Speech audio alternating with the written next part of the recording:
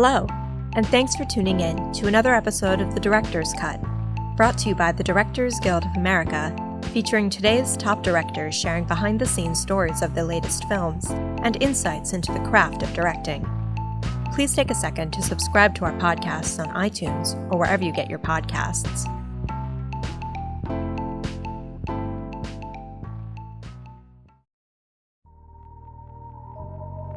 This episode takes us behind the scenes of director David Mackenzie's new historical drama, Outlaw King. Reteaming Mr. Mackenzie with his Hell or High Water co-star Chris Pine, the film follows legendary warrior Robert the Bruce, who claims the throne in 14th century Scotland and leads a band of outlaws in an uprising as they attempt to win back the crown from English rule.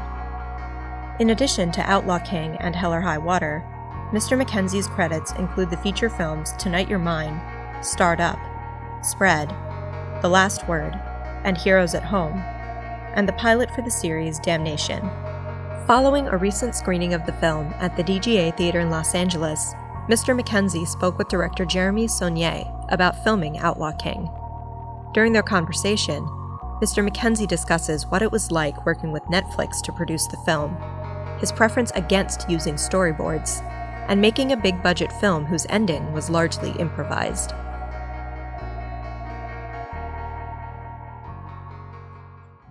Hi, guys. Hey, everybody. How are you, sir? I'm very good, thank you, sir. Well done. This is my first time moderating, so you have to forgive me. I had the opportunity to prepare. I was given a link, the press notes and everything, but I blew it because I just came to watch it on the big screen instead. I had this time allocated. I watched it on my computer. And I said, well, after that, I need to go see it with the full sound and color. So, sorry. Thank you. I appreciate it. It's all good. Thank you guys for coming to see it too.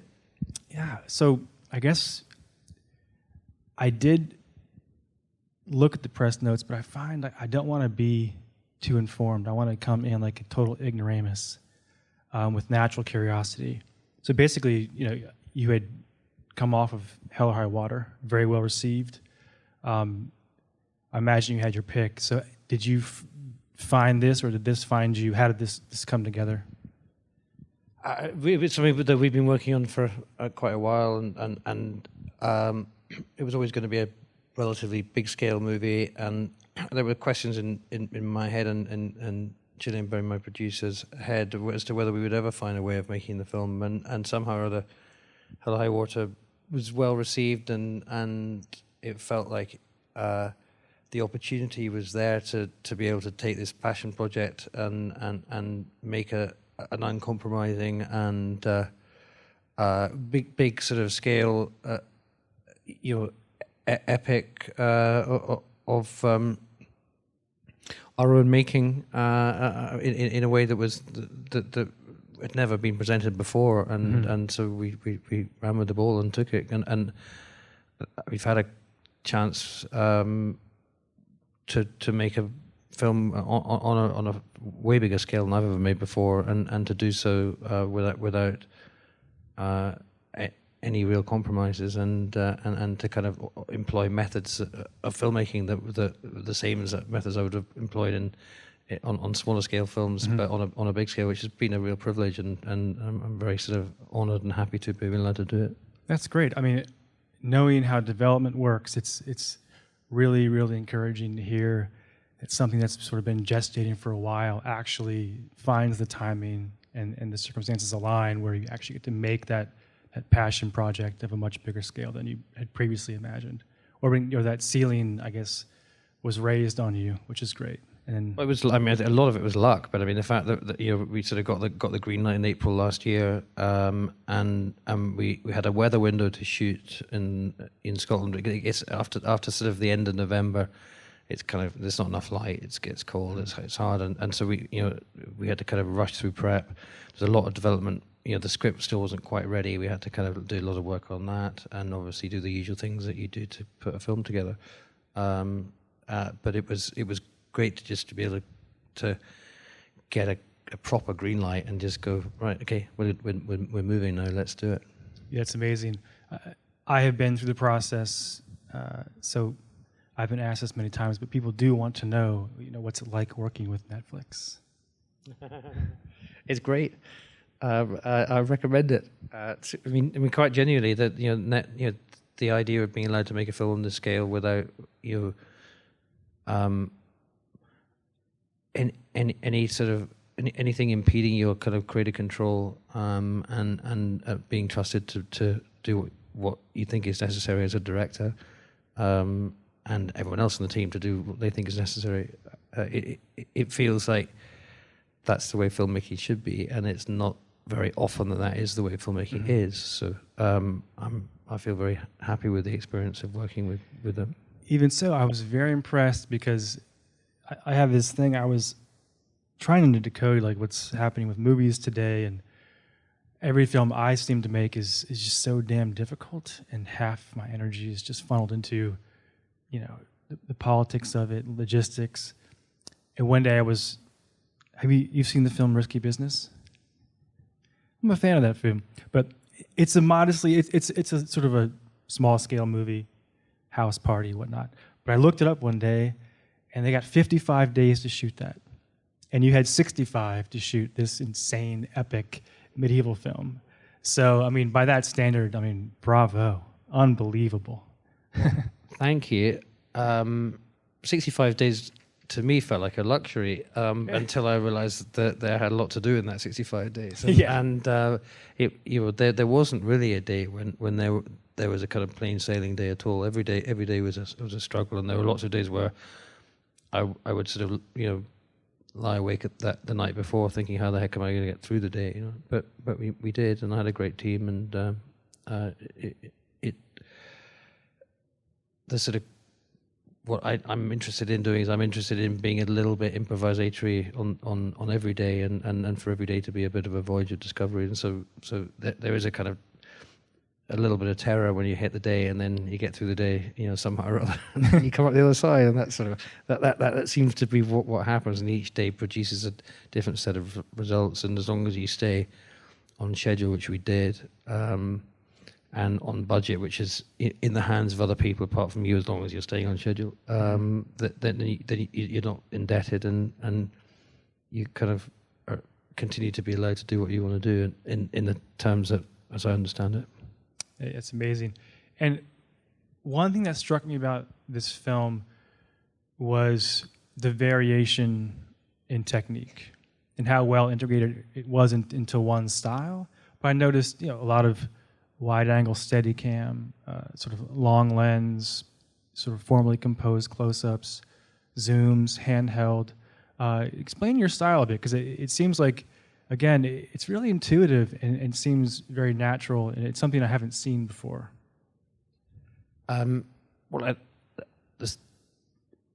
The word intuitive is a good word, and that's what we're sort of trying to do. In this particular film, I had many more cameras than I normally have. I normally have only a couple of cameras. I think there were sometimes 5 or 6 cameras on this one for the bigger one. So there's a little bit more kind of randomness involved, or a little bit more trying to kind of like pick this off and pick that off. But the idea of it, the aspiration was what I call epic realism. Mm-hmm. And so we wanted to be playing it on a big scale, but I never wanted to lose the sense of reality, and the representation of that. We shot mostly natural light. The nighttime stuff is candlelight and brazier light with all the kind of smoke there, and just a very small amount of augmentation, and nothing that would impede the freedom of what people were doing. And so it was all sort of open to be improvised and fresh, and not too predetermined. Obviously, it's slightly different when you got your stunts and things like that have to be coordinated, but you're still trying to keep that sense of it being organic within the stunts. Mm-hmm. And that, I guess, is the kind of flavor I'm after. Whether that's a style or not, I'm not sure. But it's like how to keep things feeling fresh and alive and intense and new each time, while still keeping one eye on it being aesthetically kind of beautiful and interesting, mm-hmm. but not being overwhelmed by aestheticizing it.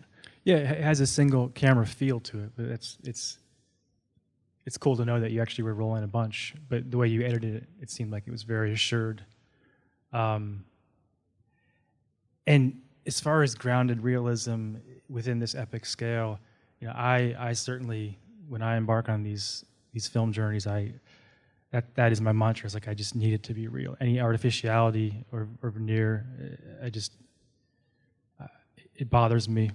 And I do look for visual effects mistakes. I look for false notes, and damn it, I couldn't find any.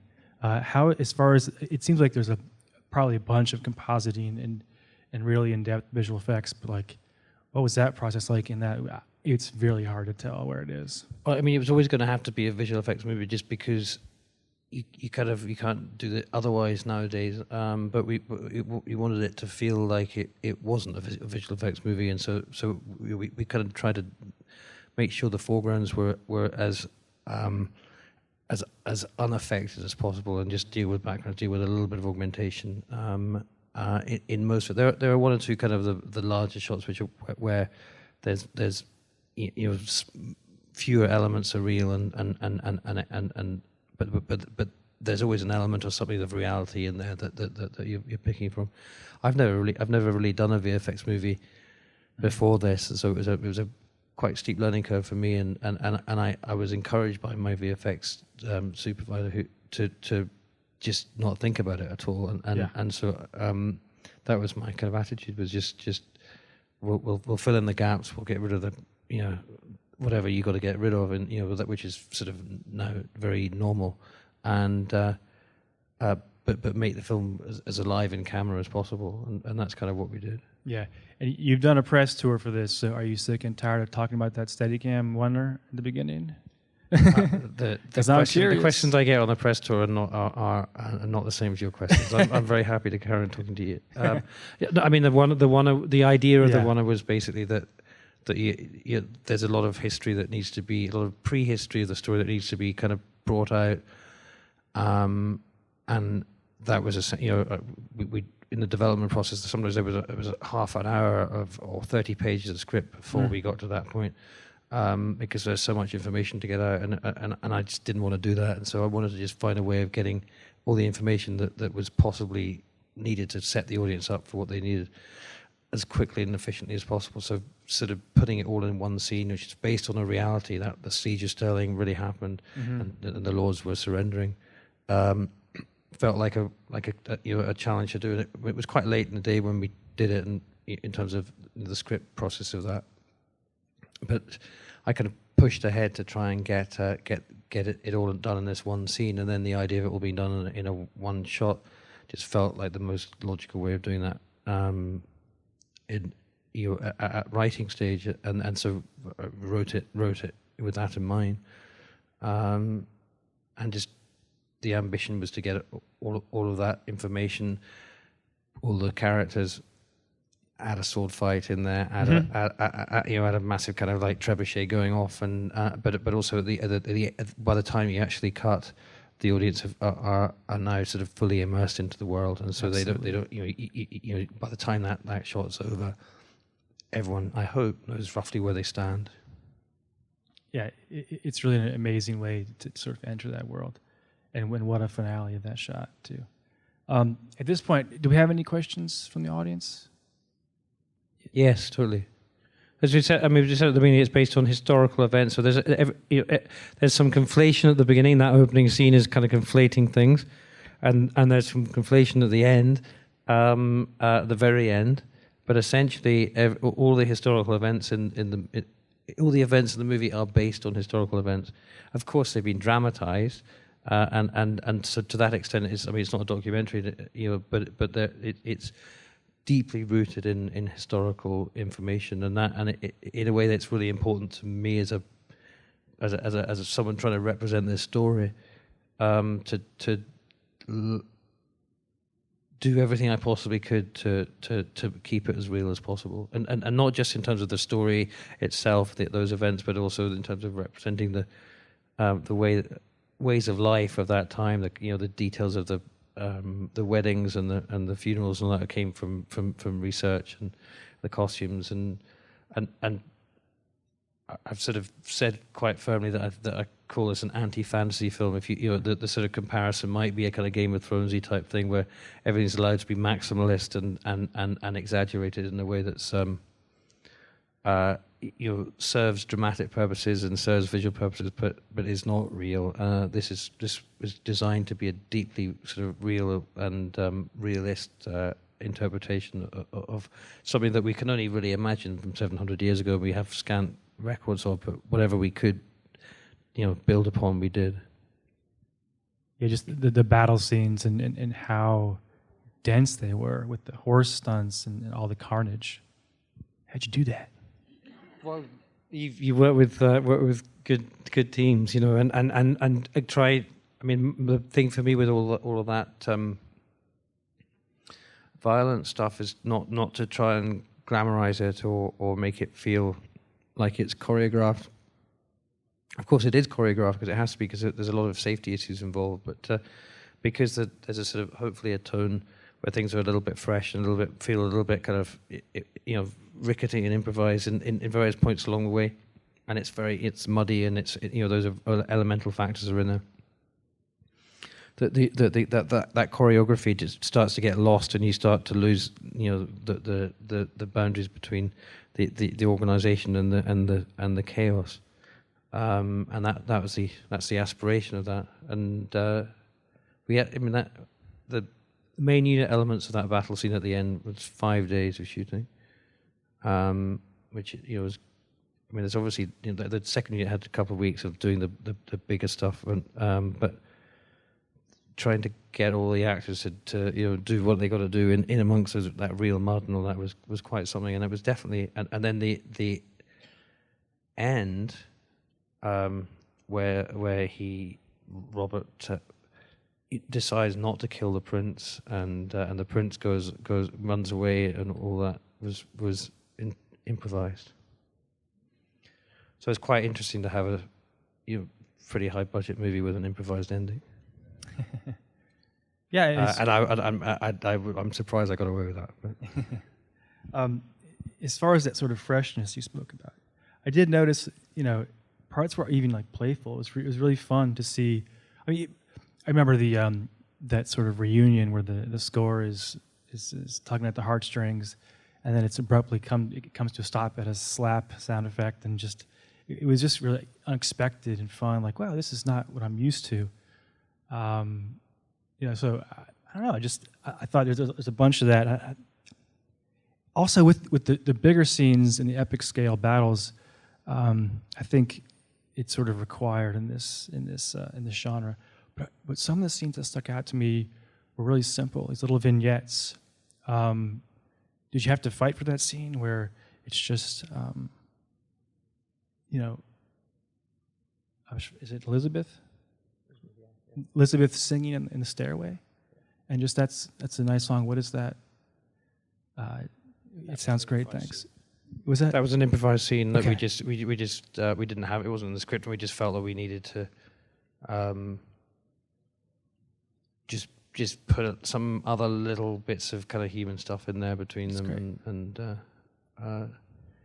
I mean. So in terms of fighting for stuff, it's always all of you guys will know that that the main thing you're fighting half the time is the schedule, and so that was just trying to find a way of squeezing in additional improvised scenes. It's really in impactful. amongst schedules that are already really tight. Yeah. Is kind of that's where the fight was. It's a rarity because usually it's just like stick to the storyboards and do this and previs that. But to see something that human and realistic and just, it did seem improv, but not in a loose way, just in a beautiful, how did they capture that way? So Thank you. it's cool to know that you I don't know what other directors feel, but I hate storyboards because I think that they lock you into a prevision and they stop you from being open to the opportunities in the moment. And the moment is far more interesting when all the ingredients are in place than it is when you're imagining it. In a sort of limited environment of either the writer's mind or the director interpreting the writer's mind. so I try and sort of limit as much preconception as I possibly can to. Right. Speaking of improv, okay, so you had worked with Chris Pine on Hell or High Water. I assume he's a fancy actor. He's offer only, right? Did you have to sneak in an accent test? Something so you could prove his worth? Because if an American actor comes on board, such an epic movie, so local to what you know, how did you take that leap? Or did he offer up the accent to reassure you before you signed the deal? No, he didn't. But I try. I mean, his Texas accent, which is, and it's the same thing actually. When we were doing that Hello High Water, I was like, well, are we going to get that?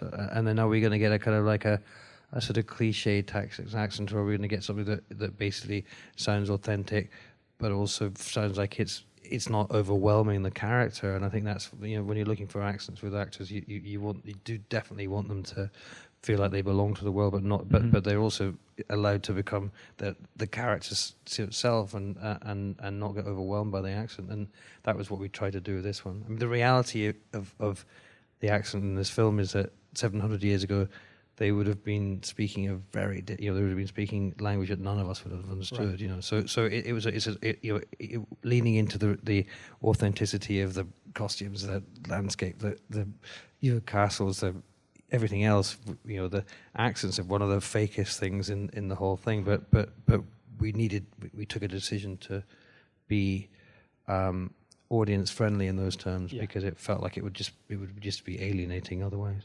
Yeah, absolutely. Any other questions from the audience? Barry, great experience. Is that? Yeah, no. I mean, I've never worked with Barry before, it's so they're. I've worked with one or two DPs, regularly. So it's always a case of trying to sort of explore how to get there.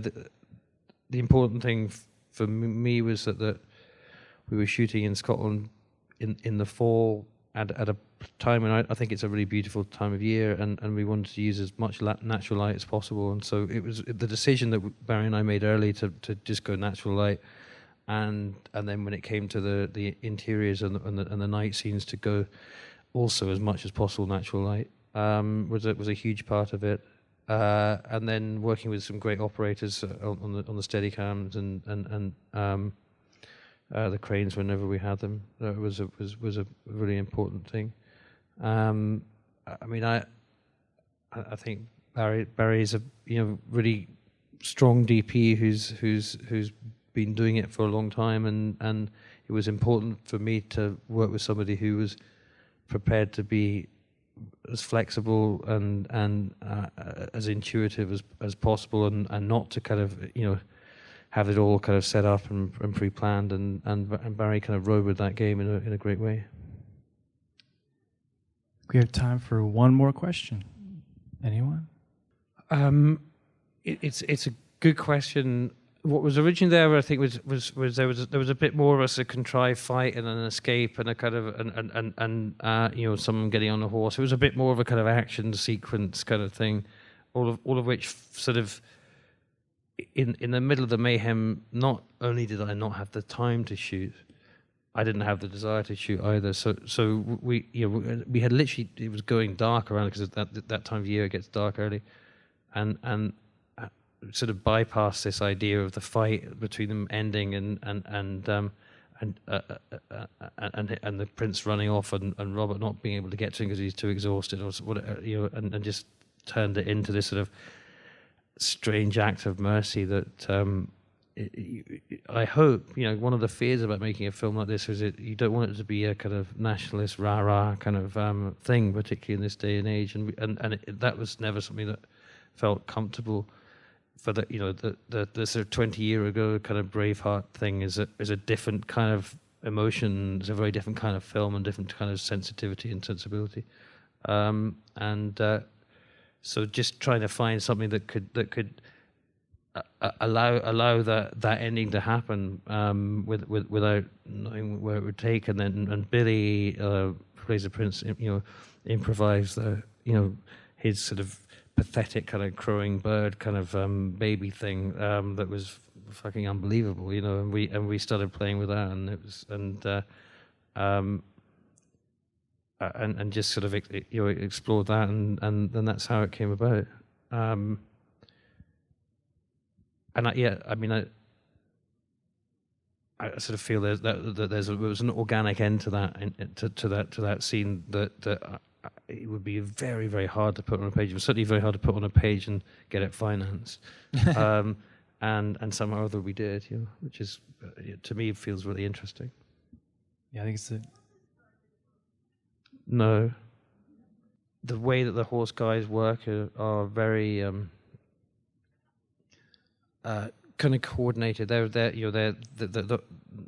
the guys riding them are athletes, but the horses themselves are athletes in a way, and they're very used to tumbling, and they're very, you know, they're very, they do that sort of kicking their legs and looking like they're really kind of in a state of misery, and then they get up again and seem to sort of smile and walk off, and there's a sort of, you know, the horse team were a fantastic part of the film, and the presence of the horses was huge in terms of just the physical weight and noise and the way we always had to kind of do what's known as program the horses at the beginning of a scene.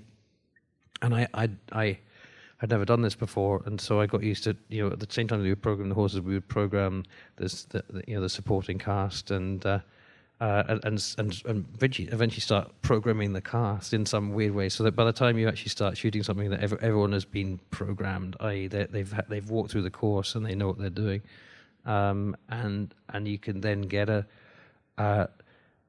sense of the opportunity to improvise at the same time as being safe and secure, that everyone's under control. Thanks, everybody. Masterful work. I look forward to more. I'm a big fan, so thanks for having me. And thank you all for coming out. Thank you very much. Thank you for moderating. Pleasure. Really appreciate it. Thank you, guys. Thanks for listening to another DGA Q&A. If you'd like to hear more, you can find past episodes of The Director's Cut wherever you listen to podcasts. We'll have a lot more for you in the coming weeks as awards season approaches, including Q&As from directors Steve McQueen, Peter Farrelly, and Jason Reitman. So be sure to subscribe so you don't miss an episode.